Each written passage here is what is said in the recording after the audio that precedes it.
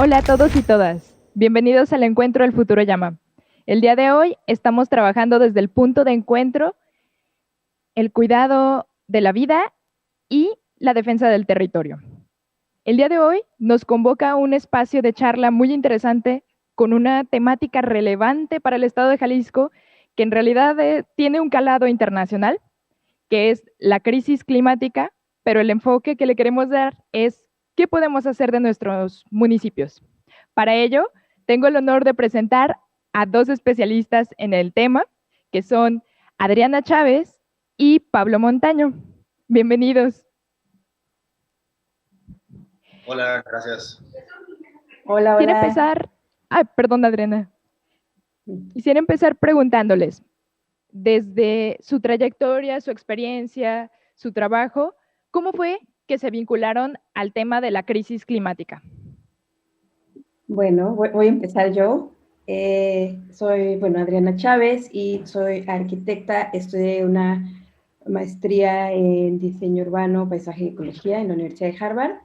Y soy cofundadora de una oficina que se llama Oficina de Resiliencia Urbana. Entonces, como el nombre de la oficina dice, nos vinculamos al contexto de la crisis climática porque trabajamos en asesorías para gobiernos de ciudades latinoamericanas principalmente para construir resiliencia, y tal vez para dar un marco de qué es la resiliencia, es la capacidad de las comunidades, de los individuos, para adaptarse a contextos de crisis, ya sean impactos o tensiones. Los impactos son aquellos eventos inesperados como sismos, terremotos, y las tensiones son, por ejemplo, la crisis del agua, la desigualdad, etc. Y este concepto está vinculado a temas de cambio climático porque bajo este marco conceptual se trabajan estrategias de mitigación y de adaptación a cambio climático. Es decir, en el futuro el cambio climático nos va a traer más y más eventos inesperados, entonces debemos estar mejor preparados para enfrentar estas crisis.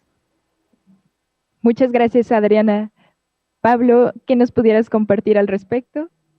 Pues de entrada, gracias por la invitación y qué padre que se estén tocando estos temas, aunque se trate de un contexto local y sobre todo porque se trata de un contexto local. Yo empecé a trabajar, estudié ciencias políticas y me involucré con grupos activistas diversos ahí en la ciudad de Guadalajara, y después de un rato me vi involucrado cada vez más en movimientos que tenían que ver con medio ambiente o con movilidad, y sentía una necesidad de entender un poco mejor. Obviamente la carrera de ciencias políticas me ha dado muchas bases para entender los conflictos medioambientales, entonces estudié una maestría en medio ambiente y desarrollo sustentable en la Universidad del Colegio de Londres, y regresando empecé a participar, me lancé como candidato a diputado federal con mi política, buscando una candidatura que hablara sobre el gran reto climático que tenemos delante, entendiendo que era un tema completamente ausente digamos, en la agenda pública.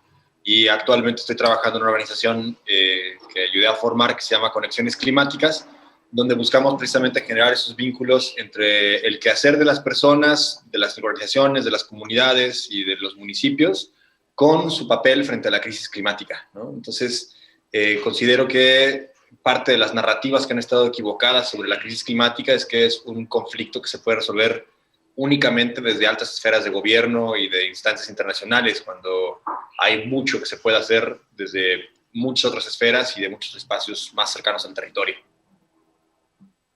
Ya veo. Muchas gracias por presentarse ante las personas que nos escuchan el día de hoy. Y justo a propósito de esto que escucho, me gustaría preguntarles, desde 2016 está activo y está suscrito por México el Acuerdo de París. Esto tiene implicaciones precisamente como para mitigar el cambio climático. No obstante, la pregunta, que no siempre es tan clara la directriz, es en los diversos niveles de gobierno y especialmente en el nivel local, municipal, ¿qué se puede hacer?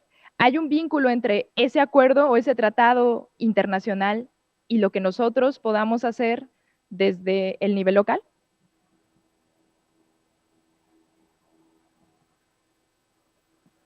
Dale, Adriana. Bueno, pues claro que lo hay. Creo que desde el nivel individual hasta lo colectivo se pueden hacer cosas. y mientras más colectivo sea, más impacto tiene. Entonces, a nivel municipal y local, creo que hay mucho que se puede hacer. De hecho, creo que es el lugar para empezar porque a nivel global es demasiado difícil implementar esto.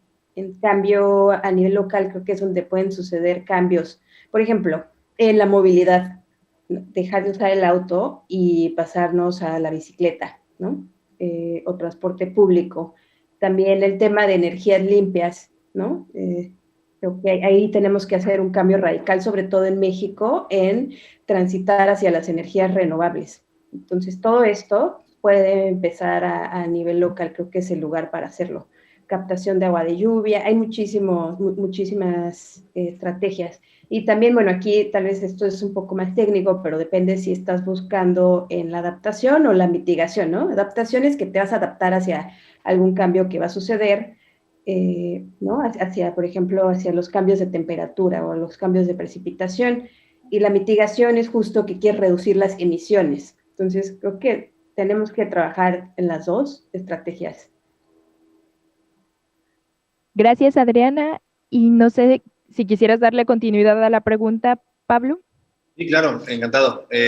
Considero que una de las cosas que nos han repetido, ¿no? Y que han sido como esas respuestas falsas que se dan en el tema climático es, si China no hace nada por reducir sus emisiones o Estados Unidos no hace nada, entonces no hay nada que hacer, ¿no? Porque entonces estamos fritos.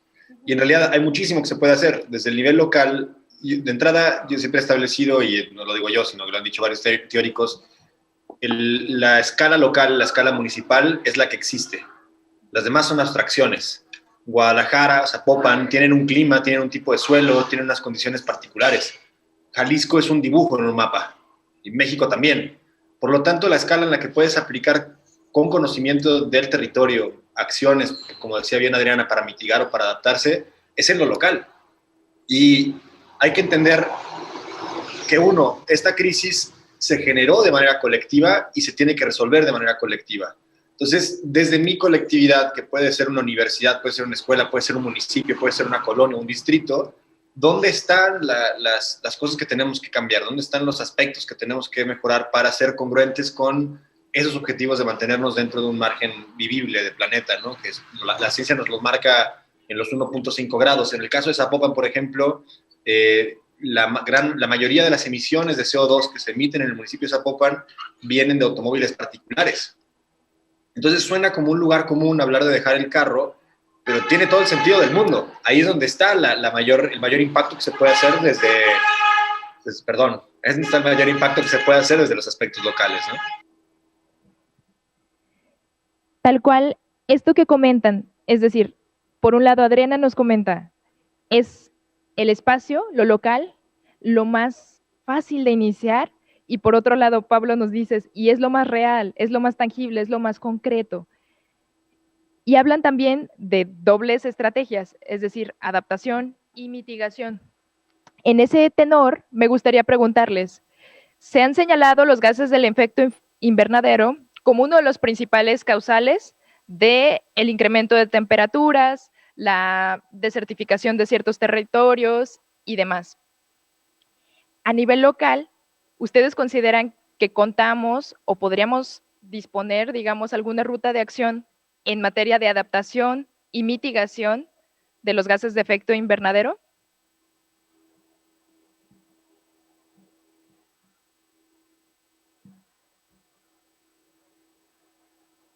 La verdad es que me perdí. ¿Puedes repetir la pregunta? Sí, claro. Perdón. Es decir, a nivel local, poner el problema de la gran emisión de gases de efecto invernadero.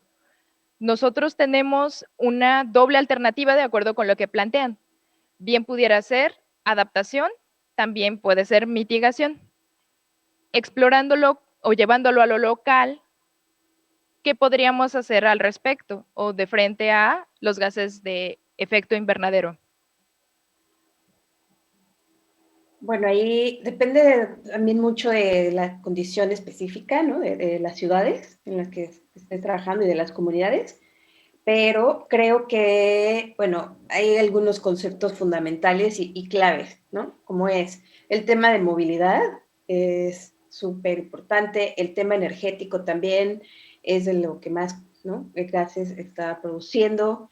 Entonces, bueno, en movilidad es bicicleta 100%, ¿no? Hacer más ciclovías y viajes peatonales, ¿no? La movilidad activa y después el transporte sustentable.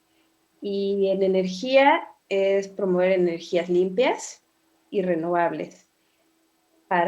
Porque yo creo que ahí hay mucho camino por recorrer, pero bueno, existen implementación de paneles solares. Creo que una estrategia podría ser empezar por algunas escuelas o equipamientos públicos, ¿no? Creo que ese sería un punto en el que se podría empezar, también porque son del gobierno, ¿no? Entonces creo que ahí el gobierno es donde podría marcar esta línea. Las escuelas, porque es el componente educativo, ¿no? Parques, algunos calles también, por ejemplo, el alumbrado público, hoy en día ya hay varias ciudades que implementan esto, entonces creo que poco a poco todos nuestros edificios, todas las infraestructuras de la ciudad deberían transitar hacia hacer energías limpias. Digo poco a poco, pero yo creo que debería ser en un plazo muy corto, aunque la realidad de las ciudades mexicanas es que no estamos yendo para allá. Y otro tema también, por ejemplo, es en el tema de construcción, expansión de las ciudades. Creo que eso consume muchísima energía. O sea, si las ciudades siguen creciendo y creciendo y creciendo, pues va a seguir contribuyendo al cambio climático. Entonces, temas de planificación urbana para densificar las ciudades. Las ciudades mexicanas son muy bajas, ¿no? La mayoría de las zonas son de, no sé, 1, 2, 3 niveles a lo mucho. Entonces, creo que hacer una propuesta de ciudades más compactas, densas, donde la ciudad no se siga expandiendo hacia el exterior, sino más bien crezca hacia el interior y para arriba. Creo que eso también va a tener grandes beneficios para la ciudad. Ok, Adriana, por lo que entiendo, entonces, desde la perspectiva local, la mitigación de gases de efecto invernadero puede venir muy de la mano con una estrategia de planificación urbana que actualmente podríamos decir, al menos según escucho, ha sido insuficiente. Sí, claro que hay buenos ejemplos, ¿eh? Ay, perdón, ya no estoy dejando hablar a Pablo. No, dale. No. Bueno, creo que no, o sea, es insuficiente, todos los esfuerzos, pero creo que sí hay buenos ejemplos en México, ¿no? De planificación. No, yo no quisiera decir que todo está mal, creo que yo soy optimista y creo que hay buenos ejemplos que se tienen que replicar. Ok, antes de pasarle la palabra a Pablo, ¿nos podrías comentar al menos uno de esos ejemplos para tener un panorama más amplio?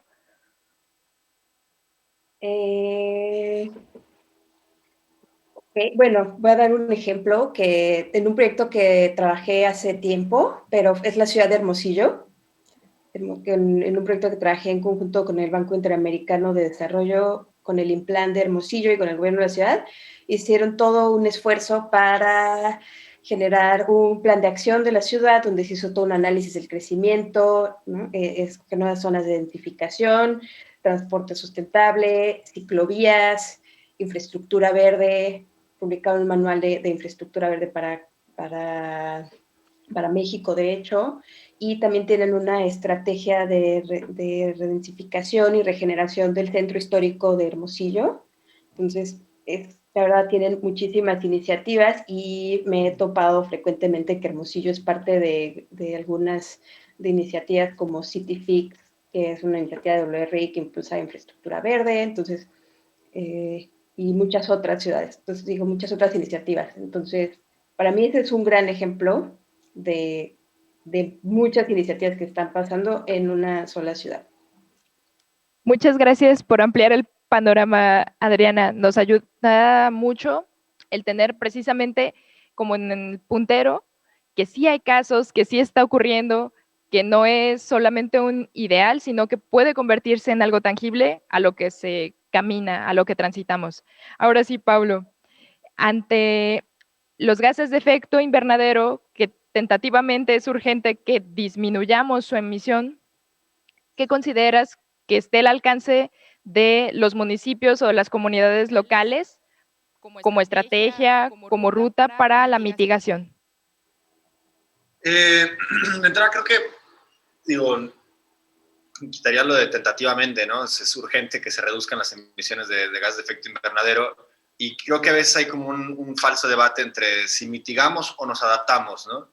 Podríamos decir que mitigar sería, adaptarse sería parar una hemorragia, porque te acabas de cortar la mano.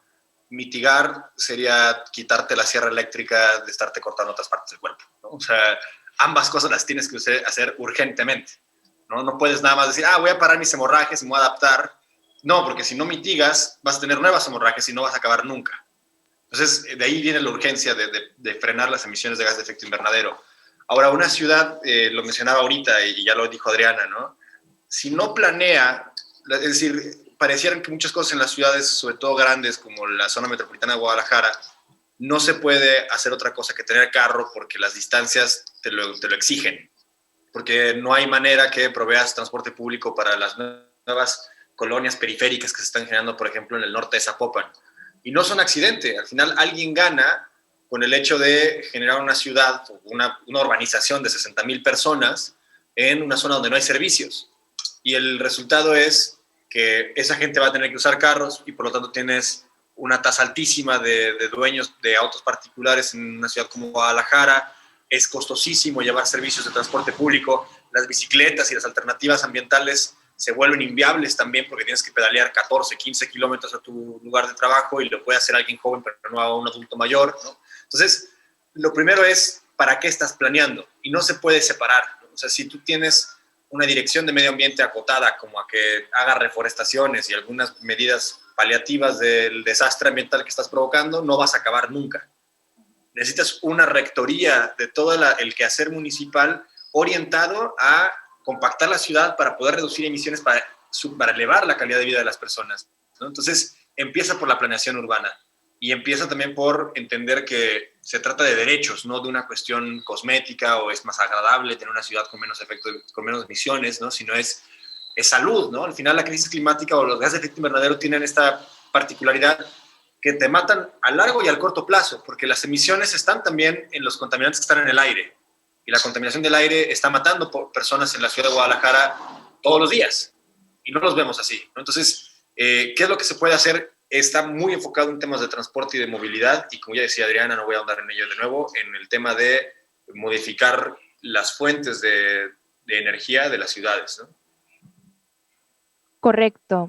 Y a propósito de eso, viene un tópico un poco tenso, porque muchas veces se ha puesto la agenda verde como algo opuesto, contrario o algo que no puede reconciliarse con el desarrollo de las localidades. Es decir, muchas veces se plantea en el imaginario que pensar en estas acciones y estrategias de mitigación viene de la mano necesariamente con sacrificar expansión, económica, el desarrollo de negocios, emprendimientos y demás. Ante esa idea, no sé, ¿qué podrían compartirnos ustedes? ¿Cómo valorarían precisamente a la cantidad de personas que de verdad, auténticamente creen que planear una ciudad o una localidad más sustentable implica hacer sacrificios e implica dejar de crecer económicamente?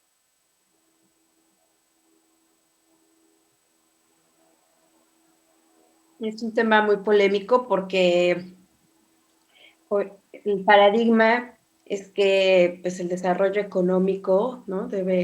Contamina. Y bueno, es lo que es la tendencia que hemos tenido en el mundo, ¿no? Entonces, creo que no necesariamente es sacrificarlo, pero creo que tiene que haber un cambio en la mentalidad y en las tendencias de lo que valoramos, y creo que más bien es una oportunidad justo para emprendedores sociales y otro tipo de organizaciones para generar nuevos modelos económicos.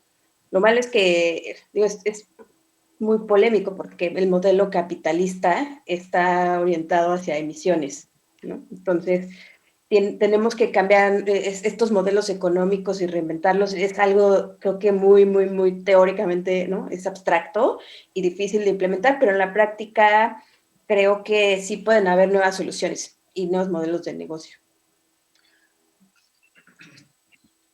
Pablo, no sé si quieras abonar a lo que nos comparte Adriana antes de que yo haga otra intervención. Sí, sí, sí. No podemos, y creo que es un tema ahí, ¿no? Como bien dice Adriana, hay que apostarle a nuevos modelos económicos, sin duda. No se puede seguir creciendo económicamente en un planeta finito. El crecimiento infinito no existe y tenemos que divorciarnos de él en algún momento. Tenemos que entender que siempre que crece la economía, crece la demanda de recursos. Es decir, esa nueva fuente de negocio, esa nueva inversión, esa nueva generación de riqueza, como le llamamos, tuvo que ser alimentada con algún recurso finito. Y es lo que nos tiene en una crisis, la obsesión por seguir creciendo. Además de que la promesa del crecimiento económico como una forma de acabar con la pobreza ha fallado, no se ha cumplido. El modelo económico que te pide seguir creciendo para repartir cada vez más riqueza, hemos encontrado que es falaz. No está cumpliendo esa promesa, está concentrando la riqueza en pocas manos. La pandemia y las consecuencias económicas son un excelente ejemplo de ello, ¿no? Donde la riqueza se concentró aún más de lo que había antes. Entonces, contestando así directamente tu pregunta, agradeciendo que ahora yo no soy candidato, te diría, no, no se puede. Se tiene que acabar el crecimiento económico como tal. Ahora, dejando el aliciente o digamos, lo que sí se puede hacer es lo que dice Adriana, un nuevo modelo económico. Un modelo económico que no esté basado en la explotación de las personas y de los recursos naturales. Un modelo económico que se oriente hacia la distribución de la riqueza y el mejorar el bienestar común de la gente y de la población, no lo individual, que ese es el gran problema que tenemos. Entonces, ahora, si la gente se preocupa porque va a dejar de haber empleos, no, porque la transformación que se requiere va a requerir de muchísimo trabajo y de muchísimo esfuerzo. Y ahí están los empleos. Ahora, que si esto va a significar que podamos seguir teniendo indicadores absurdos como es el Producto Interno Bruto a la alza, sí, eso sí tenemos que acabarlo y tenemos que entender que no se puede dar en un planeta con las condiciones que tenemos. Y si no estamos dispuestos a tomar esas conversaciones y esas decisiones difíciles, pues no estamos fritos. Y podremos seguir creciendo económicamente hasta que tengamos que migrar porque no hay agua, como nos está sucediendo en este momento en el estado de Jalisco, o nos quedemos, o que en las costas se nos mete el nivel del mar. O sea, esa es la otra alternativa. Gracias, Pablo. Y justo ligado a lo que ustedes están diciendo, me parece que se entrevé un tema de justicia social, es decir, la emergencia climática no es un asunto solamente de conservación o preservación de la naturaleza, sino que alcanza a impactar, toca e incluso es trascendido por muchas otras esferas. Pero precisamente en esto que están comentando, una ciudad que crece desmedidamente, en algún momento agota los recursos de los que dependen más de alguna persona para poder vivir dignamente. Ustedes dirían entonces, no sé si ambos, que la crisis climática es un asunto también de justicia social. 100%, sí, ¿no? Perdón, Pablo, siempre lo primero. Ahora vas tú. Ya, bueno, yo solo diría que, o sea, el ambientalismo, sin hablar de justicia social, es jardinería. O sea, si no estamos hablando de justicia social, si no estamos hablando de justicia climática, estamos abusando del privilegio y estamos hablando de cuestiones únicamente paisajísticas, quizá.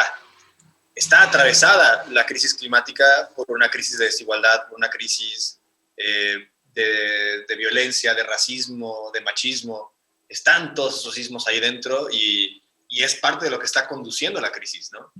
El acaparamiento de un sector, de un grupo de la población, sus beneficios, sus privilegios por encima del resto de la población, y hay que entenderlo así, ¿no?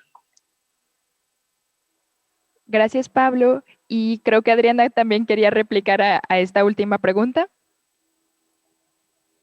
Sí, bueno, totalmente de acuerdo con lo que dijo Pablo. Incluso las comunidades más afectadas por el cambio climático son las más vulnerables. O sea, son los primeros afectados. Entonces, creo que claramente es un tema de justicia social y quien diga que no, o sea, ¿no? Están locos. Creo que tenemos que poner la prioridad ahí. Correcto. Y recapitulando, con esto que nos comparten, se ve que la crisis ambiental, la crisis y la emergencia climática son fundamentalmente un problema integral, no un asunto, digamos, atomizado. Ahora, también nos dicen, la salida también tendría que ser integral, no solamente tendría que considerar mitigar o adecuarnos, adaptarnos a ciertas condiciones que de hecho ya cambiaron, de hecho ya están aquí, precisamente ya lo menciona Pablo, el agotamiento del agua ya no es suficiente para todas las personas en la zona metropolitana de Guadalajara y en realidad en buena parte del estado de Jalisco. Y ante eso, una visión fragmentaria, una visión parca que solo apuesta por el desarrollo económico, terminaría por seguir siendo insuficiente. Solo quería señalizar eso, recuperar estas ideas y pues ya para ir concluyendo nuestro espacio, nuestra charla, si ustedes pudieran proponer a nivel de políticas públicas, pensémoslo precisamente porque ustedes dicen, se necesita pensar esto, reflexionar esto en localidades concretas, al interior de la zona metropolitana, perdón, la zona metropolitana de Guadalajara, ¿cuáles podrían ser nuestros puntos de partida o algunas líneas, ejes para las políticas públicas que atiendan esta crisis climática que ya no puede esperar más?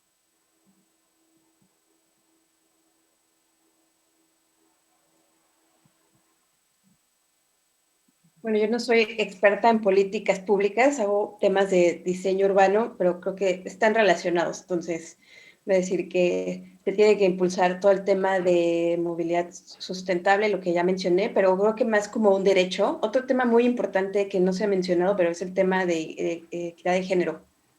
Por ejemplo, el transporte público, las personas que usan el transporte público, la mayoría son mujeres. Entonces, también tenemos que pensar en estas comunidades más vulnerables que van a ser las más afectadas y para las cuales se tienen que diseñar estas políticas públicas en el contexto de la crisis. Entonces, movilidad, energías limpias, temas de agua, los recursos hídricos, yo creo que, por ejemplo, la sobreexplotación de los acuíferos debe parar. Debemos de ver temas de cómo vamos a recargar el agua a los acuíferos, cuáles van a ser las zonas de mayor importancia para la infiltración, áreas verdes, ¿no? Las áreas verdes tienen muchísimos beneficios hacia la salud, hacia el medio ambiente. Entonces, creo que también debemos de ver proyectos y políticas multidimensionales que no tengan solamente un beneficio y un usuario, sino que puedan brindar los mayores beneficios y no pensar solo en es muy importante, obviamente, queremos trabajar y pensar en la gente, pero también tenemos que pensar en el planeta. Entonces, cambiar la visión de que no es una visión antropocéntrica, ¿no? Sino pensar también en las consecuencias que esto tiene hacia el medio ambiente y hacia el planeta. Muchas gracias, Adriana. Entonces, fundamentalmente, pensar políticas públicas no antropocéntricas, sino más bien ya ecocéntricas, que nos urge. Y por otro lado, que no sean estrategias de mitigación aisladas, sino integrales, holísticas. Muchas gracias por la respuesta. Y Pablo. Creo que también, si dependiera de mí impulsar una política pública a nivel metropolitano, estaría enfocada en transporte y estaría enfocada también en esquemas de protección de las áreas naturales protegidas, ¿no? que se tienen en las zonas metropolitanas, ¿no? Que son importantísimas para marcar los límites del crecimiento urbano, que como ya hemos establecido aquí, es nuestro primer problema, ¿no? Y es nuestra principal, la raíz de muchos de los conflictos que después se ven imposibles de resolver. Y consideraría que un aporte muy importante también de las zonas urbanas es romper esa dicotomía falsa de una desconexión con lo rural o con lo natural, ¿no? O sea, vemos el bosque a la primavera como algo a donde ir a visitar y a bañarse en las aguas termales, sin entender los servicios, o sea, sin entender la relación y la dependencia que tiene la población con ese espacio, ¿no? Si no tuviéramos el bosque a la primavera, estaríamos asfixiados en Guadalajara, ¿no? Y con las comunidades rurales vecinas, ¿no? Y de las que nos alimentan. Ahorita mencionabas, Dani, que el problema era que ya no nos da la cantidad de agua para la cantidad de población que somos.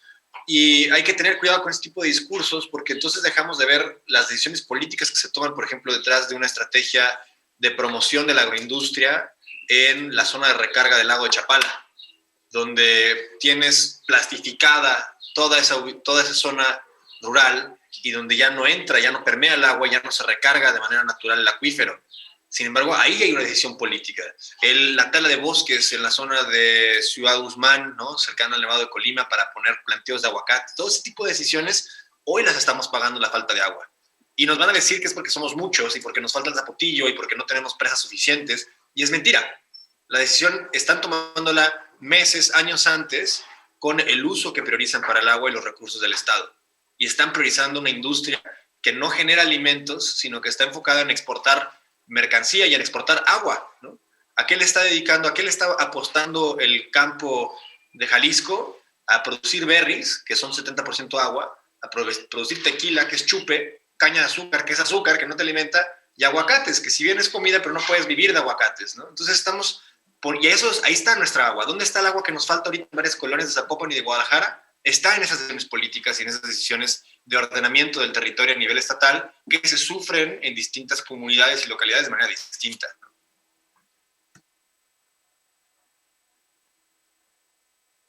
Perdón, Pablo, te perdí un momento, pero sí, totalmente. Entonces, en resumen, estas decisiones políticas también tienen un impacto gravísimo en cómo vamos a afrontar la crisis ambiental y cómo también la vamos a vivir.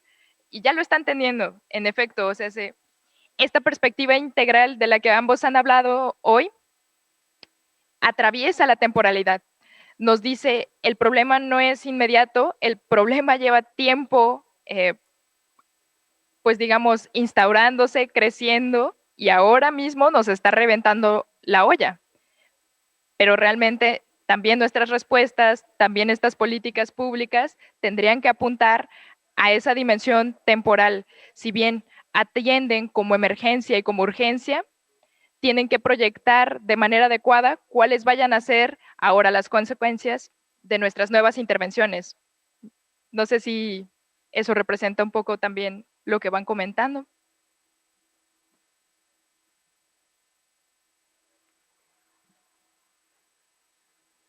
Sí, creo que lo resumiste muy bien, Dani. Muchísimas gracias. Pues bueno, vamos finalizando este encuentro, este diálogo. No quisiera concluir sin primero darles las gracias, Adriana, Pablo, por acompañarnos acá para hablar sobre la crisis climática y cómo podemos atenderla desde nuestros gobiernos locales, desde nuestras comunidades, desde nuestros municipios. Y evidentemente también agradecer a nuestro público por escucharnos, por seguir el encuentro. Los invitamos a seguir atentos a las páginas y a las redes oficiales de Futuro Jalisco por si quieren seguir integrándose en las charlas, ponencias y dinámicas que se van a proponer por esos canales. Muchísimas gracias. Muy bonita tarde. Gracias por la invitación. Muy bien. Gracias, un gustazo.